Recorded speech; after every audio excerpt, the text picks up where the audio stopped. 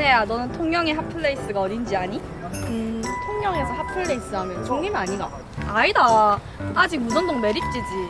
중림은 전통시장도 없고 교통도 너무 불편해. 아니야. 지금 또 그리고 미래에는 중림 시대야. 인구도 제일 많고 땅도 넓잖아. 아, 학생 여러분 지금 통영 핫플 문제로 이견이 있으시군요. 그런데 20년 전에는 강부안 주변 황남동이 제일 뜨거운 번화가였다는 사실 아시나요? 혹시 여러분 알고 계십니까? 1947년 동원 중고등학교의 옛 이름인 통영상업중학교가 설립되었을 당시에는 황남동의 길야전 거리와 보남동 발개마을의 강산촌 거리가 통영에서 제일 뜨거운 번화가였다는 사실을요. 네?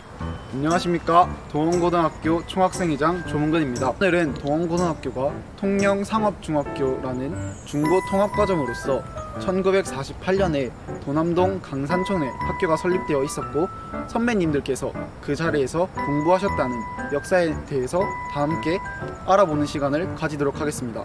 그럼 지금부터 동원고등학교의 임도헌 교감선생님께서 설명해 주시겠습니다. 교감선생님을 모시고 동원고등학교의 역사를 찾아서 3부 시작하도록 하겠습니다. 네, 반갑습니다. 아이고, 조문근 학생회장님 아니십니까? 아이고, 참 미남이시네. 네, 오늘은 역사를 찾아서 3부 동원고등학교 도남동 강산촌 마을 캠퍼스부터 한번 답사해 보도록 하겠습니다. 두 학생도 오세요. 같이 갑시다. 자, 같이. 자, 우리 하나 둘 셋 화이팅 한번 해볼까? 하나 둘 셋 화이팅!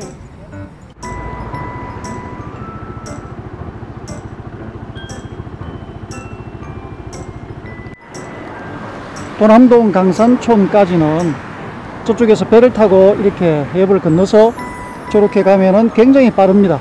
나머지는 아까 시내에서 이쪽으로 해서 여기 해저터널 저기로 통해서 이렇게 바닷속으로 해저터널로 저쪽으로 가야 됩니다.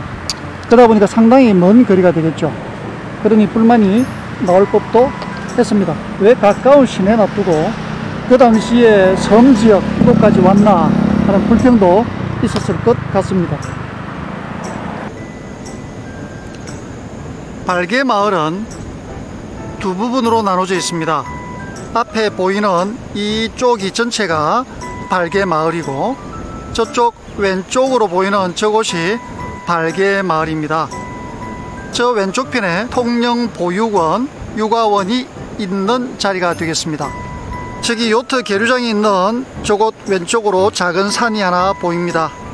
저 산 왼쪽 편으로 해서 본교의 캠퍼스 도남동 학사가 위치하고 있었습니다. 그곳을 도남동에 있는 강산촌이라고 불렀습니다.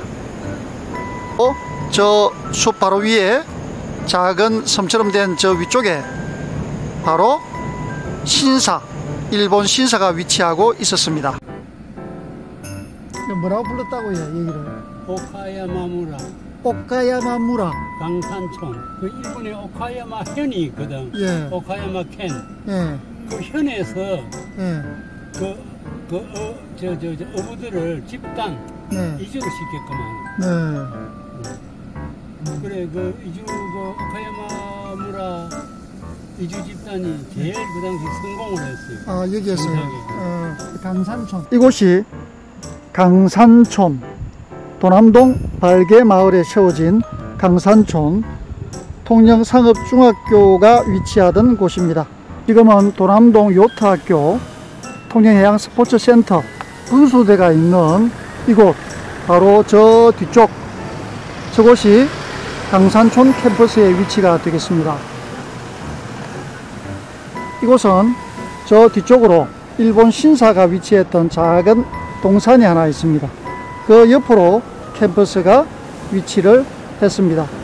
그 당시에 판자로 지은 캠퍼스였지만 신축 학사로서 드디어 학교의 면모를 갖춘 학교 건물을 단독으로 소유할 수 있었던 그런 역사적인 장소가 되겠습니다.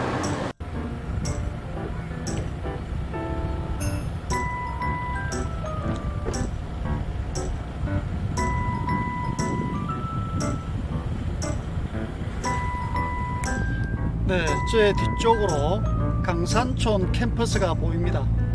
바로 저곳 캠퍼스에 1948년 9월 1일에 드디어 캠퍼스 완공으로 이사를 하게 됩니다.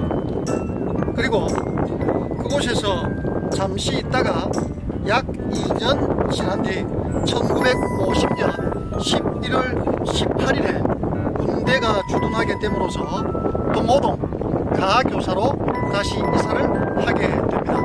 바다 근처로 가게 되죠. 동호동의 가교사는 바로 도남동 강산촌으로부터 바다 건너 아주 단거리에 갈 수 있는 곳입니다. 대중교통인 배로 갈 때는 아주 짧은 거리로 갈 수 있습니다. 왼쪽으로 남망산이 보입니다.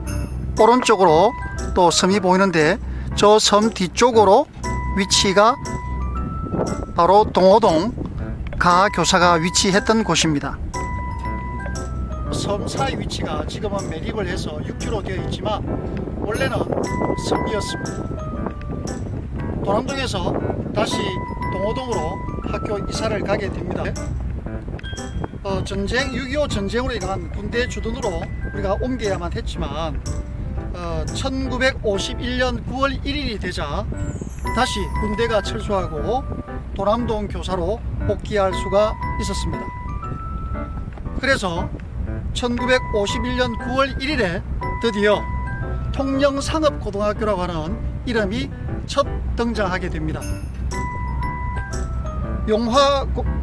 용화중학교로 교명을 그 앞전에 변경을 했다가 용화중학교에서 통영상업고등학교로 3년제 분리를 하게 됩니다. 그래서 제1회 입학생들은 1947년, 48년, 49년, 50년 4년 동안 중고등학교 과정을 모두 마쳤지만 1948년도에 입학했던 2회 졸업생들은 드디어 도남동에서 하게 되었지만 다시 교육제도가 변화됨으로 해서 3년 과정 중학교 과정을 마치고 나서 하면 1회 선배들은 졸업을 했지만 2회 선배부터 1년부터 통영상업고등학교 제1 다시 입학을 하게 됩니다.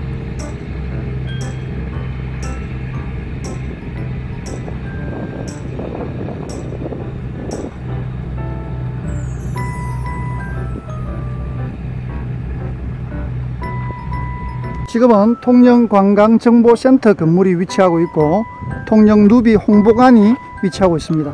그럼 이 위치인 걸 어떻게 아냐고 하면은 바로 여기 왼쪽에 보시면은 자그마한 섬처럼 된 동산 언덕이 나옵니다. 이곳이 일본 신사가 이곳에 위치하고 있었습니다. 그래서 선배님들 말씀에 따르면 학교 마치고 학교에서 나와서 요 신사 올라가는 이 계단, 저 위쪽에 신사가 위치해 있었는데 저 계단에 걸터 앉아서 데이트를 했다고 하는 그런 추억을 말씀하시고 계십니다. 이곳에서 보면 신사의 위치를 확실히 알 수가 있습니다. 바다에서 들어오는 위치에서 바로 첫 번째 보이는 섬처럼 생긴 이곳에 일본 신사가 있었고 여기에 계단이 있습니다. 학생들이 학교 마치고 또는 저녁에 잠시 데이트하던 장소로 쓰였다고 선배들은 말씀하십니다. 그리고 이 신사 바로 옆에 이쪽에 캠퍼스가 위치하고 있었습니다.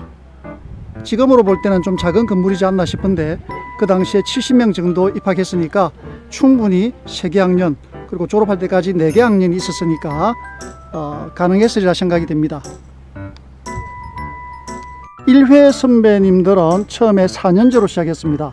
통영상업중학교로 들어왔기 때문에 동호동 저쪽에서 배를 타고 이쪽으로 쭉 건너와서 이쪽에 내려서 수업을 하고 4년을 마치고 졸업을 했고 2회 임상옥 선배님 부터는 이곳에서 3년을 마치고 학제가 개편되어서 다시 3년 고등학교 과정을 새로 시작해야 되는 6년제 과정을 시작하게 되었습니다. 그리고 49년 7월 5일에 제1회 졸업식을 했는데 3년제 12명이었습니다. 1950년 6월 1일에 교육법 개정으로 통영상업중학교로 교명을 변경했습니다. 4년제 8학급이었습니다. 1951년 교육법 개정으로 용화중학교 3년제로 교명을 변경함과 동시에 통영상업고등학교를 분리하게 되었습니다. 그리고 1951년 9월 1일에 다시 동호동에서 군대가 철수함과 동시에 도남동으로 돌아오게 됩니다. 1학년 2학급, 2학년 1개 학급이 복귀하게 되었고, 그 다음에 고등학교 과정이 분리됨으로써 통영상업고등학교 개교를 하게 됩니다. 그리고 1952년 3월 23일에 통영상업고등학교 설립 인가와 동시에 6개 학급 360명의 초대 이종영 교장 선생님께서 취임을 하게 됩니다.